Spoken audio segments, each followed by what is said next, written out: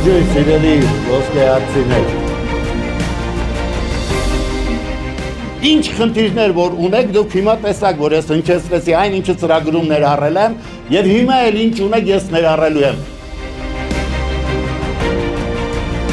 Փոխադարձ վստահություն ունենալու դեպքում միասին կարողանալով ենք խնդիրները լուծել, ես երբեք չեմ ասում, որ եկել եմ միայնակ պիտի կարողանամ այդ բոլոր հարցերը լուծեմ։ Մենք միասնականություն պիտի ստեղծենք։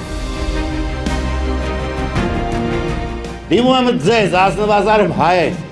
միշտ եղեք այնտեղ, որտեղ խոսք է հնչում մեր հայրենիքի, մեր ազգի մասին, մեր ազգի շուրջ, որտեղ առողջացնող մթնոլորտի են մղում, ոչ թե թունավորում են եղածներ։